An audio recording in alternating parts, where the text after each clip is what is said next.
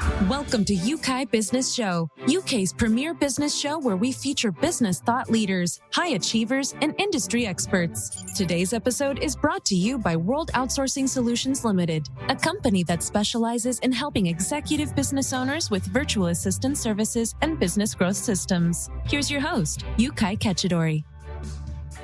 Good afternoon. Welcome back to another special episode. And with me is an expert around three main topics.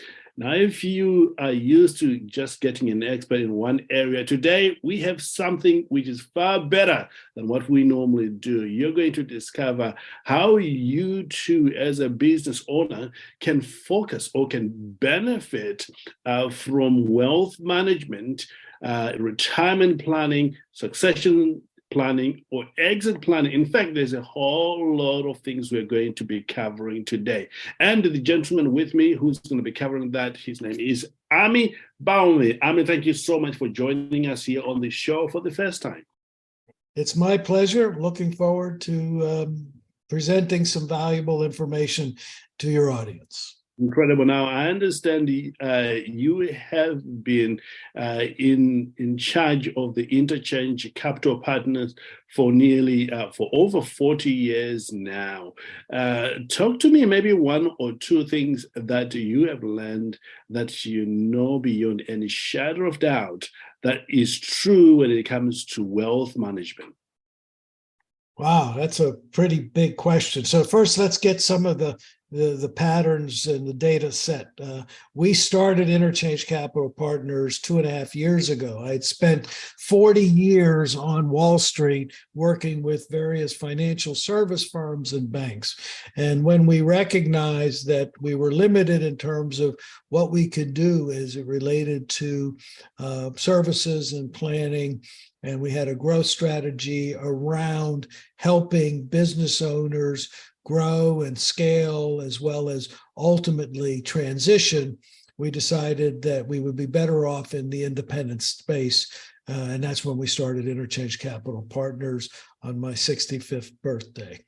So in terms of what was the question of what was the big aha around, and you called it wealth management. I look at it in Interchange, we look at it again in a much bigger position because we deal with business owners, family business owners. There's a number of things. One of the biggest ideas that has to come across is the recognition that how you started your business and what you need to do to take it to the next level are different. So what we find is that business owners who start their businesses tend to do everything. They are the hub of the wheel, rightfully so. They have to start it, they have to do everything. That becomes a liability as the business grows.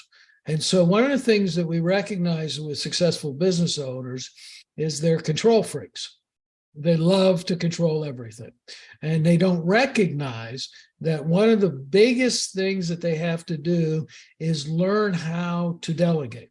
And that's a real problem because if they were like me and many business owners we know, the answer is, I can do it better.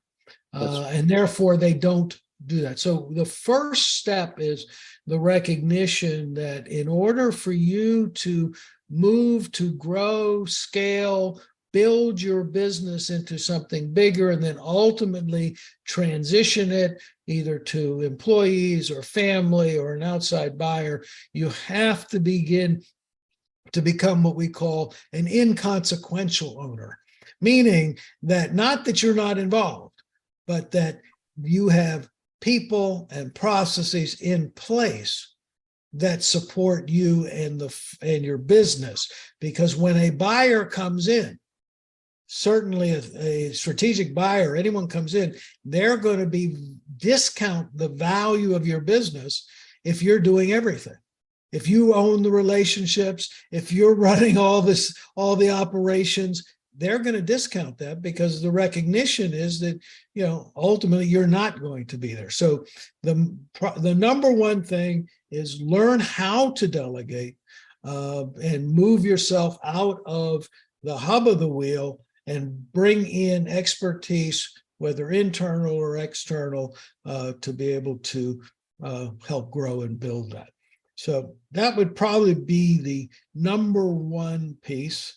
Second piece would be... Before we move on to the second piece, Ahmie, you have touched on an area which I know a lot of people in my audience, including myself, sometimes struggle with, and that is of delegating. And some of us would have started, it sounds like our own baby. You struggle with it, you started right at the beginning. How have you helped business owners like that to really transition from that, I'm owning this thing, this is my thing, I'm driving it, to a place where they delegate? What steps, in your experience, have worked for business owner to move from that place to where they're actually letting other people drive their business? That's a great question. And the answer starts with it starts with clarity. Getting really clear on all the activities that you do, and then start to rate those activities in terms of whether you're good at them, whether you're excellent at them, or whether you're passionate about them. And that's the piece that we're looking for. We're looking for the business owner to only work in the areas that they are passionate about. I get the fact in the beginning, you got to do it all. But once you create success, you really have an opportunity to elevate your game and start doing the things you love to do and delegating the things that you don't. But you first have to start with an activity inventory. Now, an easy way to look at activity inventory is just take a look at your desk. If you have a pile of things that are sitting on the left or right side of your desk, and those things need to get done, but you're not going, you keep postponing them, you keep procrastinating on them, there's the one place where you can start to delegate. You need to identify what's in there and determine your who. Who is the best person in your organization to help move that forward, because it's obviously not you. So it starts with understanding what you are passionate about, recognizing that's where you should be focusing 80% of your time, and the remainder of the stuff that you're just good at or excellent, you should be delegating out. Now, the key to this is, who do you delegate it to? And this is why a lot of times people don't delegate, because they don't trust that who they're going to delegate to is going to be any better than them. And so you have the same criteria that you need to in terms of evaluating your people. What are they passionate about? What are they excellent about? What are they good at? Too often what we find with business owners is they just put people in place. They don't necessarily identify what these people's best criteria and best use are for them. So that's, once you recognize, oh, I've got somebody who's really passionate about an area that I'm not. It's that old saying, somebody else's, your trash is somebody else's treasure. That's right. The fact that you don't want to do it, or you can't stand to do it, that's obvious. There's other people who would love to do that for you if given the opportunity. But it's that identification, it's that clarity and understanding piece of your people that you already have. And if you don't have the appropriate who, then you need to go out and find someone like that. So it starts with knowing what you don't like to do, then identifying what the ideal result would be, and then finding the appropriate who, and that who has to be better at it than you.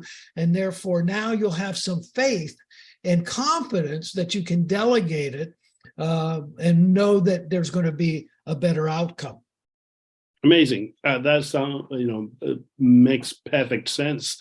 And one of the things that we do here, especially when we are recruiting the right type of people, we use AI intelligence now to recruit people. And one of the questions in there that we ask our prospective, say, teammates is, what are you passionate about? And they will give you the answers of, I'm passionate about this. And the follow-up question is, what was the last 3 books you studied about that particular area? And they will tell you, and you will also ask a follow-up question, when was last time you were looking at that? And the people that are passionate about a particular area, they will talk about all the areas, and most recently when they were studying that particular area, because they are driven to get that thing done. So I really love what you say there, and I can see how that can work for business owners indeed. You were going to mention, Ahmie, about the second most important thing that you perhaps realized over the last 40 years of working with business owners and people who are playing at the highest level. Yeah, so once you have a recognition that you need to be out of the middle, then you've got to make sure that you've got the right people on the bus. So one of the things that always happens in a business is you tend to grow, and then sometimes the people that you have may not be what we call the A players any longer. So your first step is to make sure, when you're growing these businesses, that you've got the right people on the bus. I was guilty of that. It's sometimes a challenge. They've been with me for so long, but that's where we were. We are now somewhere else, and they are no longer helping us to get to that next level. They're not the right person on the bus, and be able to first try to coach them to become the right person. But if the coaching doesn't take place, then you have to be able to make that difficult decision around removing them. So you want to make sure that you're dealing in the area that you're passionate about. You want to give the ability for your firm and your employees for them to work there. And if you do that, then you're automatically going to have people that are the right people on the bus with it. So those are a couple of the things that you need. The other parts that is, there's your strategy, what differentiates you, what is that special sauce that you have. Then your ability to execute on all of this so that, in fact, you can be profitable with it. And then the last part, which is something that is critical and is definitely misunderstood, and that is your balance sheet. So there's a saying out there that says revenue is vanity, profit is sanity, cash is king. And unfortunately, most people only look at their revenue and their profitability, and they don't look at their cash. And they don't understand the value of their cash and how to be able to operate so that the growth of the business is directly tied to the amount of cash that's out there that you can generate from the operations. And once you understand that, then you can empower your management team to be able to operate the areas that they have some control over around your profitability, as well as your other operating capital, et cetera, so that you can get everybody. Now, the reason why this doesn't happen is a lot of business owners do not know how to read a balance sheet. They don't know how to work with a balance sheet. They turn all that stuff over to their accountant, and then their accountant hands them all this information that they frankly don't understand. So, that's the other aspect. So you have to make sure you got the right people. You have to really be able to define your strategy, that special sauce. You have to be able to execute in a way that creates profitability, and you really need to understand your cash. If you put those together, you're going to be able to grow and scale your business. Amazing. Absolutely the truth. Here's what we discovered is business owners, especially those that don't have a financial background in their arsenal, they ought to do trainings like financial understanding for non-financial directors. If you take on a course like that, I know, Bill, you're listening, it may take you a few weeks to complete, but the benefits of understanding what's going on your balance sheet, is incredible. It will save you the best way over the next, coming years. And it's not just only once you learn it, you then now have to teach your management people how they have an impact on it so that they can make their decisions. If you have, a simple thing to look at is your accounts receivable versus your inventory or work in progress and accounts payable. Those are things that your management team can operate. So you sit down with your company and your industry and you identify what's the ideal result for accounts receivable. I want to be paid in 30 days. What's my work in progress or inventory? I want 45 days. What's my accounts payable? Ideal 30. And then you measure what you have in those areas as whether you're good, average, or bad. And therefore now you can color code those, and you can now start to have really important and valuable conversations with your management team.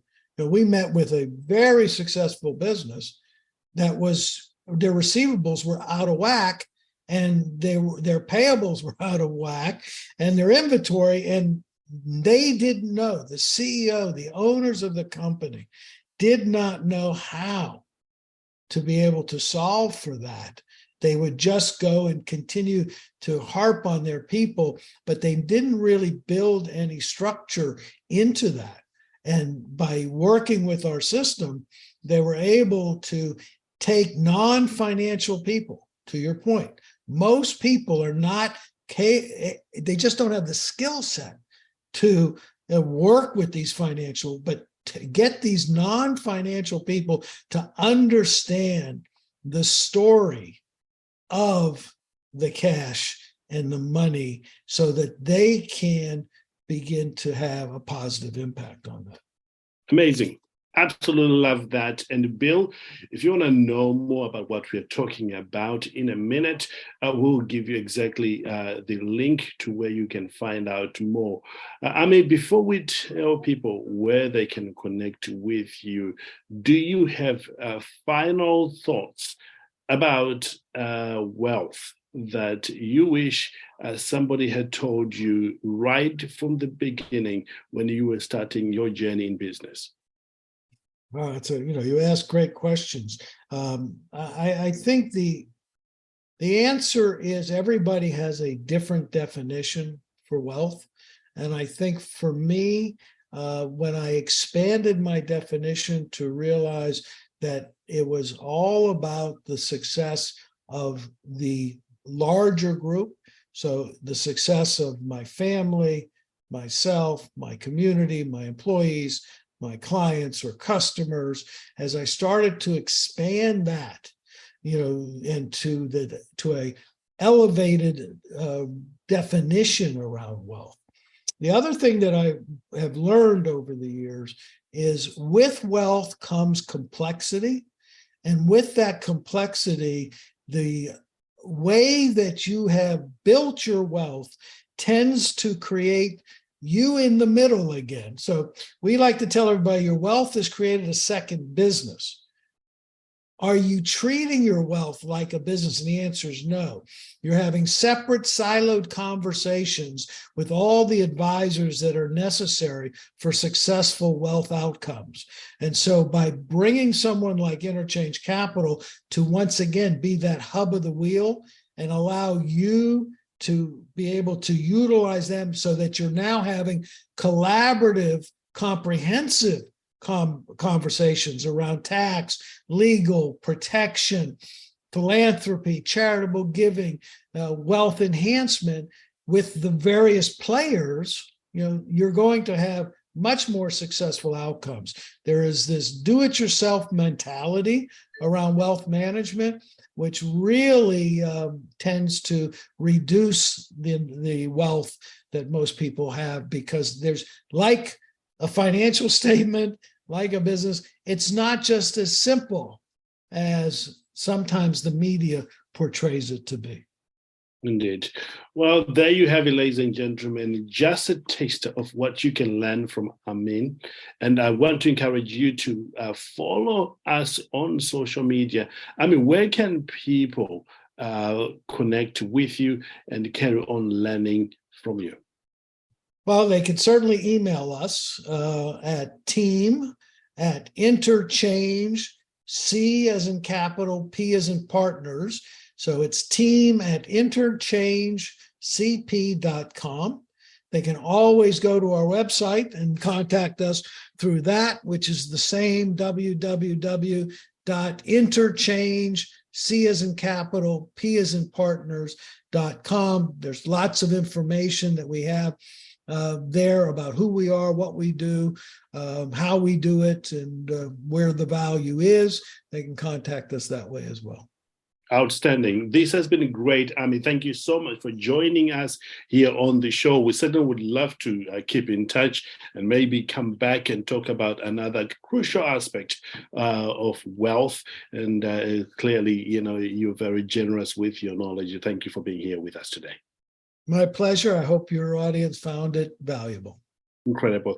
There you have it, ladies and gentlemen. If you want to know exactly how to manage your wealth or deal with your wealth in a successful way that you can pass on to the next generation, you certainly have to check out what Ahmie is doing there. And there are some testimonies as well that you can see how many people he's helping and how he's helping those individuals. Look, as we always say here, don't do this alone. There's always somebody who knows something that you don't know. And if you want to progress in your area and do life in a great way, figure out who else has done it, who else is helping others, and just follow what they say, because there lies your secret. You and I know that small hinges swings massive doors. You might just learn one small thing that is going to open massive doors for you in the future. Until next time, live well, live with passion, know that the best is truly yet to come. Goodbye for now.